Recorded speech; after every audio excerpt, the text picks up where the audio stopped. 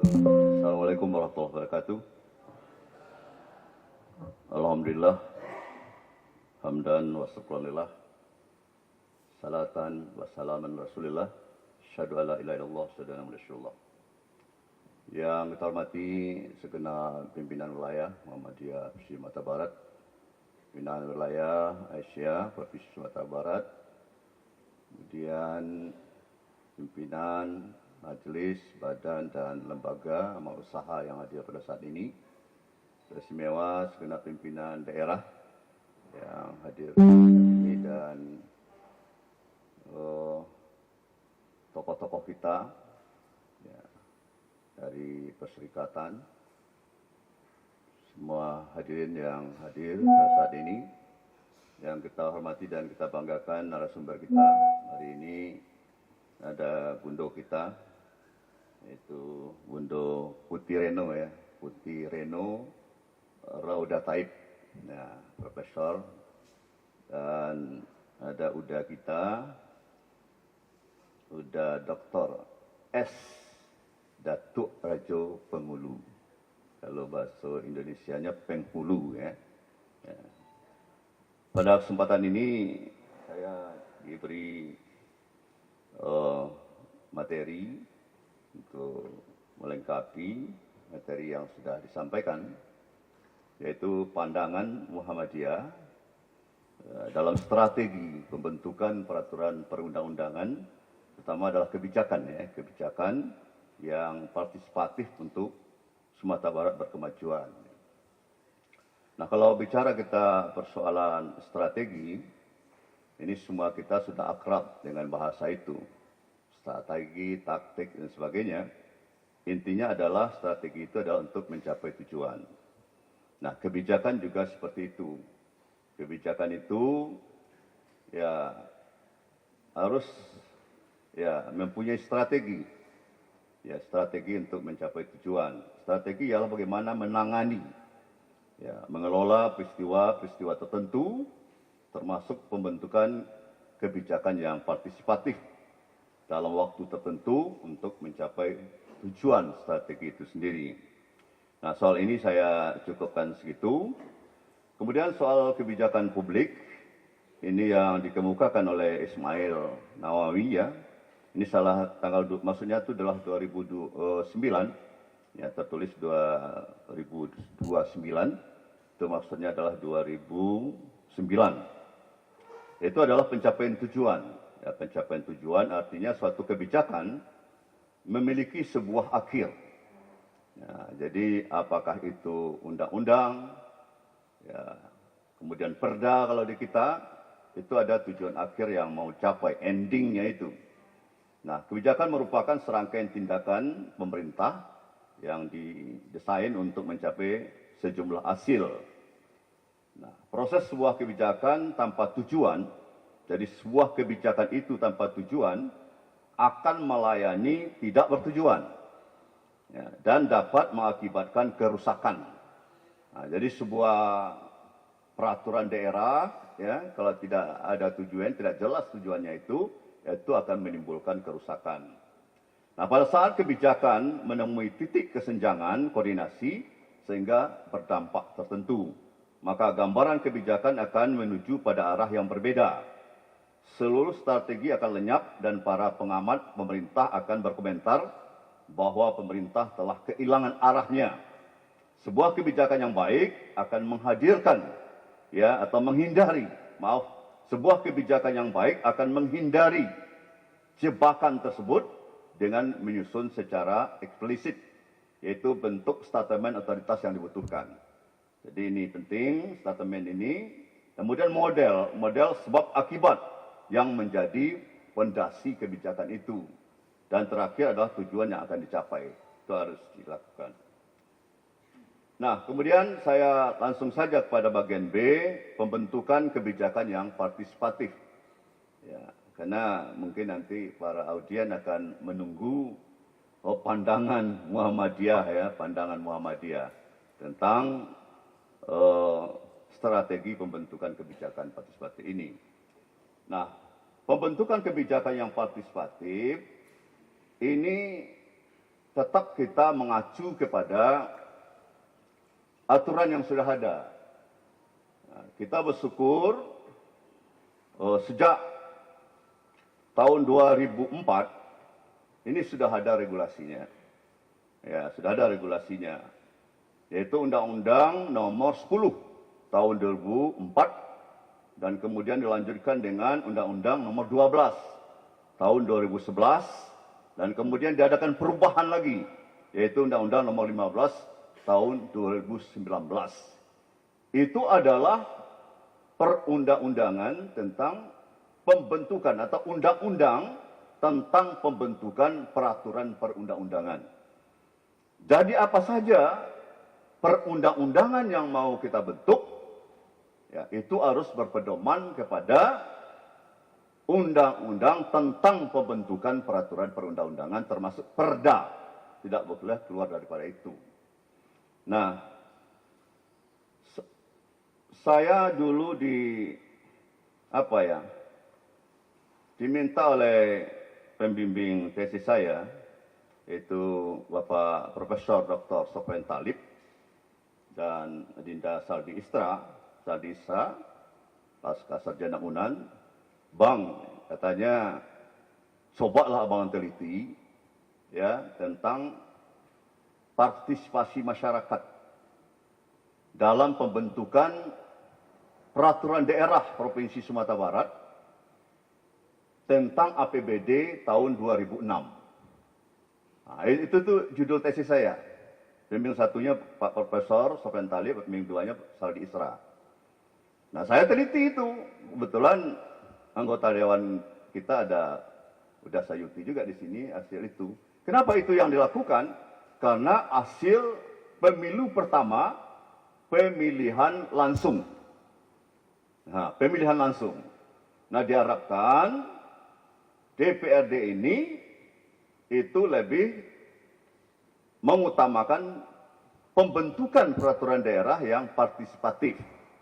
Nah, waktu itu saya telitilah dan saya wawancarai semua pimpinan ormas pada waktu itu.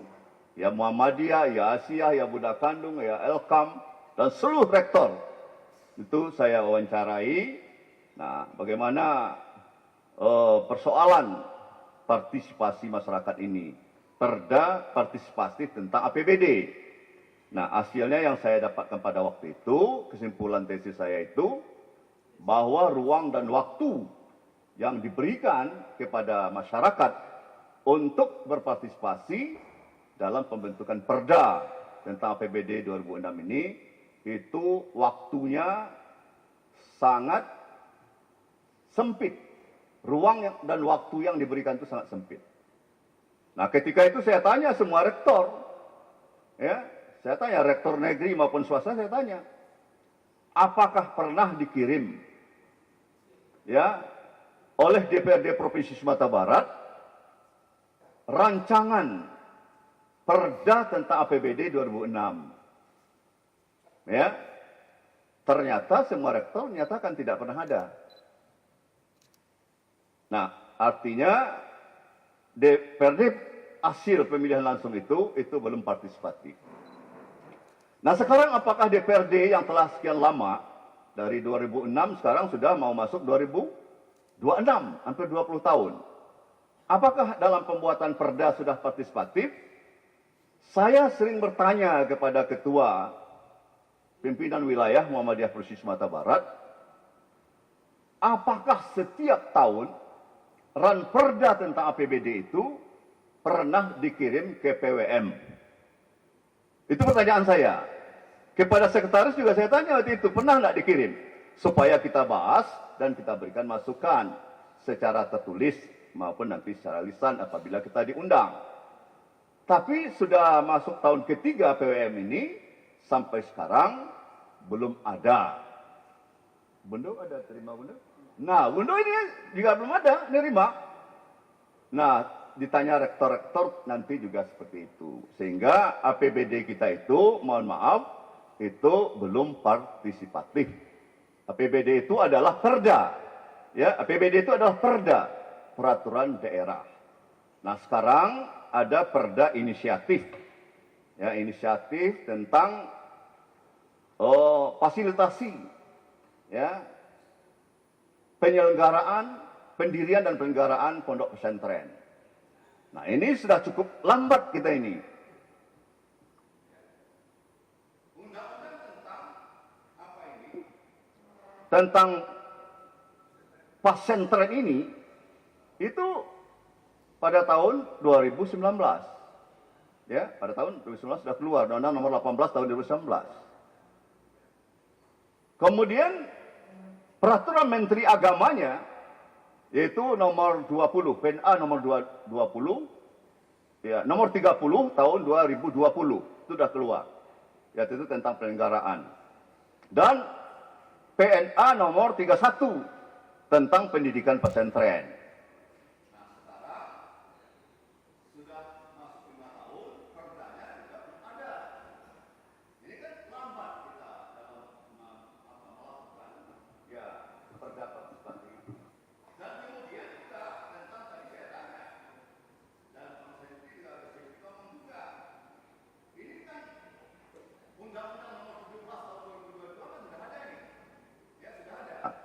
Tapi sudah ada ke arahnya ke situ, ya, pembentukan tentang perda. Setidaknya sudah ada pada program legislasi daerah. Ya kan?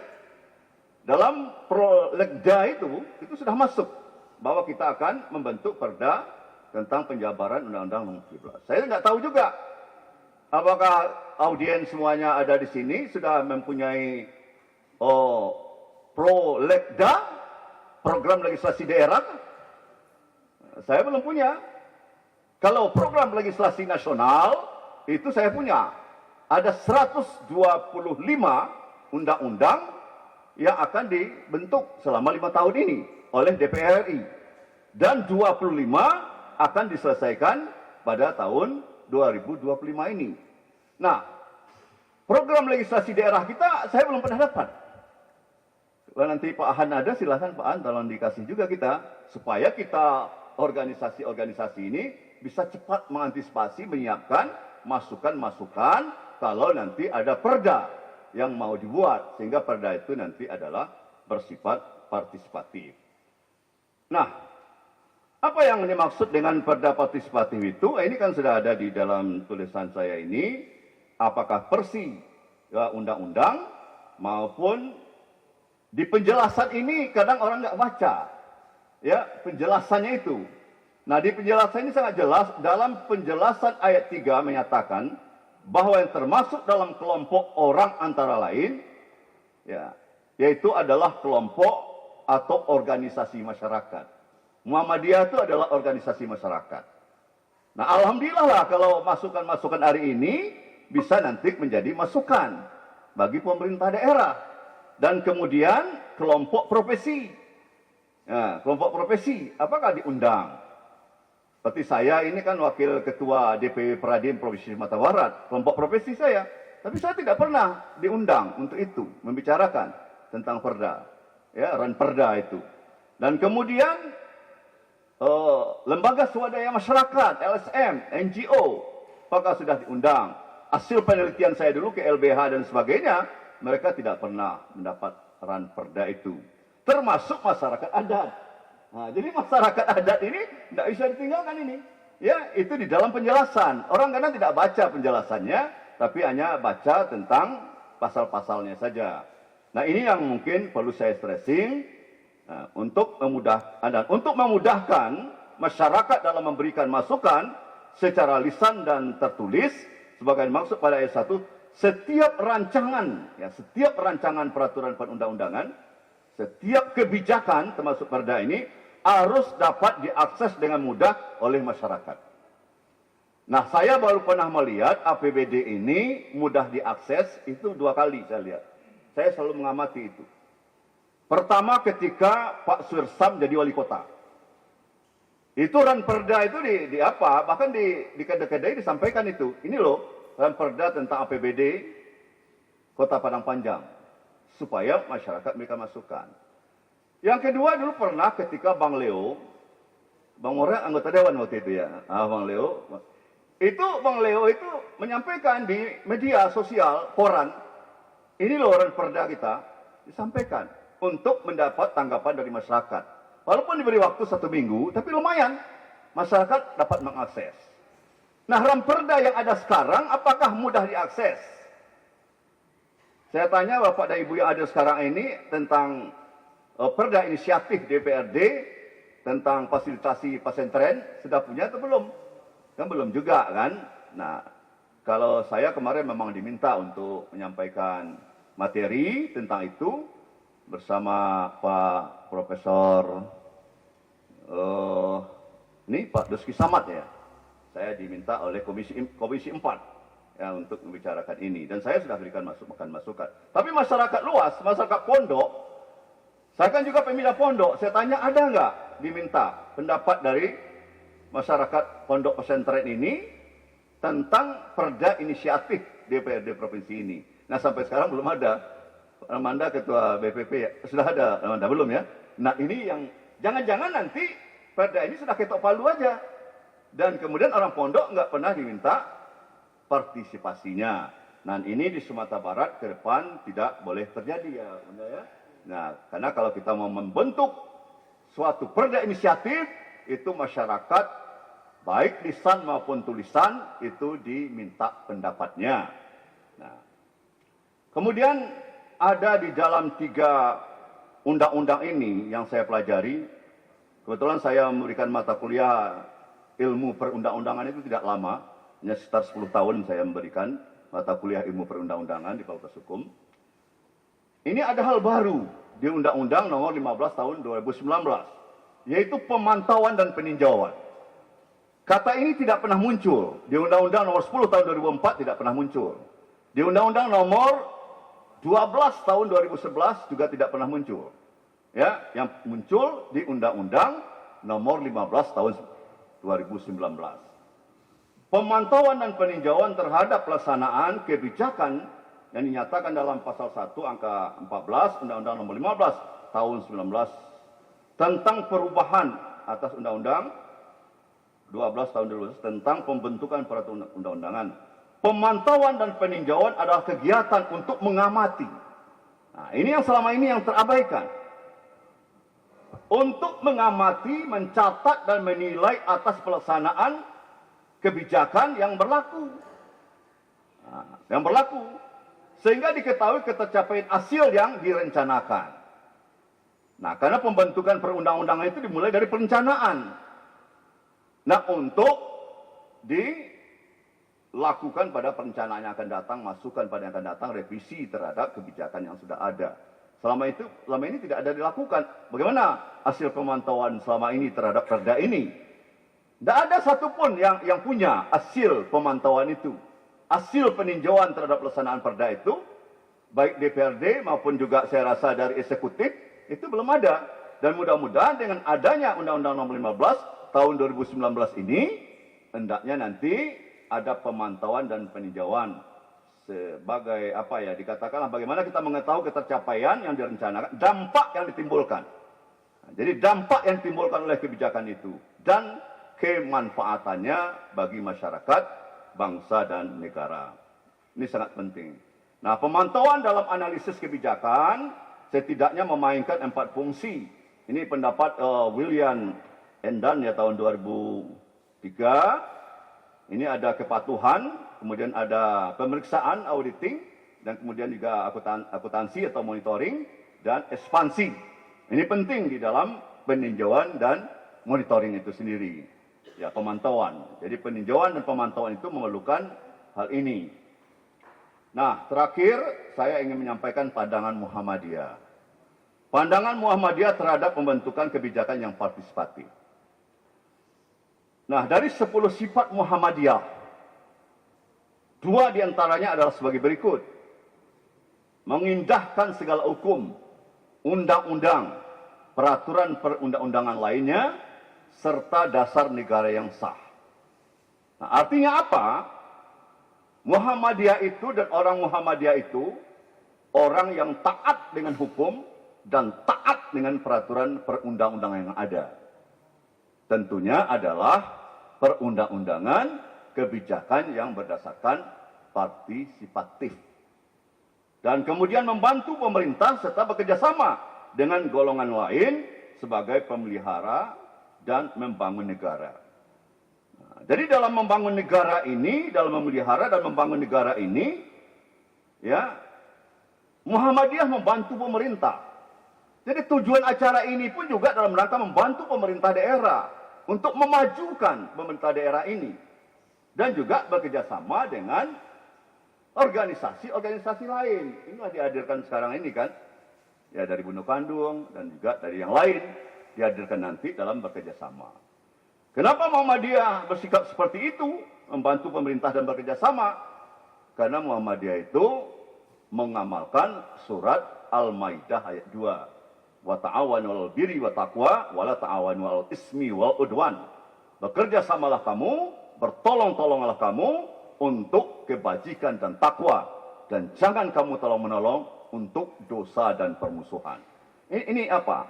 Pandangan Muhammadiyah tentang kerjasama dengan pemerintah dalam mewujudkan program pemerintah, termasuk dalam membuat kebijakan yang partisipatif. Nah, khutbah iftitah, ya, khutbah iftitah Ketua Umum Muhammadiyah Ki Bagus Adi Kusuma atau Ki Bagus Hadi Kusumo, bukan Ki Jalatri Tanjung ya, Ki Bagus Adi Kusuma pada malam ta'aruf, malam resepsi Muktamar Muhammadiyah ke-33 di Palembang, 24 sampai 25 Juli 1956. Menyampaikan pandangan Muhammadiyah terhadap bangsa, terhadap negara dan pemerintah. Antara lain sebagai berikut. Muhammadiyah ikut bertanggung jawab terhadap bangsa dan negara. Nah, kalau Muhammadiyah ikut bertanggung jawab terhadap bangsa dan negara, Muhammadiyah tentu harus ikut di dalam membuat kebijakan. Jadi jangan sampai pimpinan wilayah, pimpinan daerah-daerah kabupaten kota bertanggung jawab terhadap kabupaten kota di tempat PDM itu berada, tetapi tidak dilibatkan dalam menyusun atau membentuk peraturan daerah. Ini sangat disayangkan. Sebagai wujud pertanggungjawaban, kita harus bekerja sama, harus dilibatkan di dalam penyelenggaraan.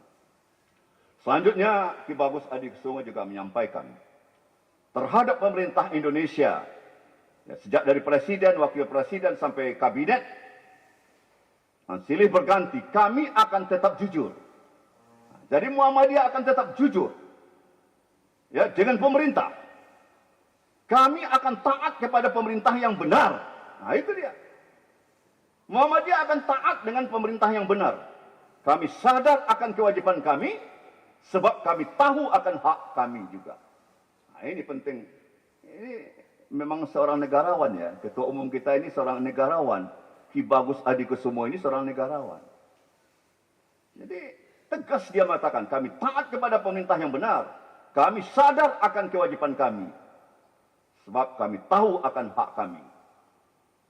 Pemerintah dalam bentuk demokrasi seperti sekarang, ya di samping ada eksekutif, legislatif, itu ada yudikatif, mempunyai undang-undang. Undang-undang adalah hasil ya bersama antara legislatif dan eksekutif. Hasil musyawarah bersama, itulah yang dijalankan. Itu wajib kita taati selama mereka masih berjalan menurut undang-undang. Itu yang disebut dengan ulil amri minkum itu. Ati Allah wa ati Rasul ulil amri minkum. Jadi kita mentaati pemerintah kita yang taat kepada Allah, taat kepada Rasul, dan taat dan patuh dengan peraturan perundang-undangan yang dibuat. Ini dia yang ulil amri itu. Maksudnya Ki Bagus Adi Kusuma itu. Dan kalau pemerintah dengan kehendak sendiri sehingga melanggar undang-undang, apalagi melanggar agama, kami akan memprotes menurut saluran yang sah. Kami akan sampaikan protes itu dengan perantaraan wakil-wakil rakyat di parlemen yang telah kami pilih. Kami akan sampaikan dengan surat, melalui surat kabar, atau dengan pembicaraan. Jadi nanti kalau ada masukan-masukan dari Muhammadiyah kepada pemerintah, provinsi, kabupaten, kota, itu memang merupakan kewajiban dari Muhammadiyah untuk menyampaikan hal itu. Ya. Dan juga masukan kepada wakil-wakil rakyat kita di DPRD, itu merupakan hal kewajiban dan hak kita untuk menyampaikan. Dan kemudian menegur kesalahan. Nah, jadi kalau kita ada menegur kesalahan pemerintah, jangan dikatakan kita mencari-cari kesalahan. Tidak. Menegur kesalahan adalah kewajiban bagi kami. Sebab pemegang pemerintah itu adalah dari kita dan untuk kita. Jadi pemerintah itu dari kita dan untuk kita. Maka wajar kita akan menegur dia kalau dia salah. Mereka pun manusia seperti kita, dapat salah dan kilaf. Nah, makanya kalau ada kesalahan dan kekilafan pemerintah, jangan dibiarkan. Sebagai wujud kerjasama kita, persaudaraan kita, dan kecintaan kita kepada pemerintah. Sahabatmu yang sebenarnya, nah ini di akhir pidato Iftitah di Bagus Adikusumo itu, sahabat yang sebenarnya adalah yang berkata benar kepadamu, bukan yang membenar-benarkan katamu. Ini tegas. Bukan membenar-benarkan katamu. Hanya Fir'aun di zaman purbakala dan diktator di zaman modern yang maunya dipuji saja dan pantang disinggung, pantang dicela. Tetapi di dalam memberikan teguran, kami akan tetap sadar akan cara kami sendiri di dalam Islam yang bisa kami sebut cara-cara Muhammadiyah. Nah, jadi cara-cara Muhammadiyah ini itu harus kita lakukan sebagai wujud dari partisipasi kita terhadap pemerintah, ya termasuk di dalam pembentukan kebijakan yang partisipatif itu.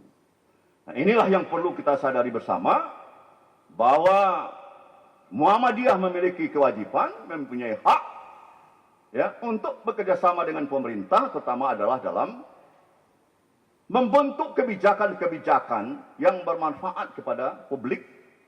Ya, kalau tidak nanti akan lahir kebijakan-kebijakan yang tidak partisipatif dan itu akan merugikan masyarakat kita. Nah, ini hal penting menurut saya, apalagi Bunda tadi menyatakan bahwa kepemimpinan di Sumatera Barat itu adalah kepemimpinan yang kolektif. Kepemimpinan bersama, kolektif kolegial, kepemimpinan bersama, hasil musyawarah dan mufakat.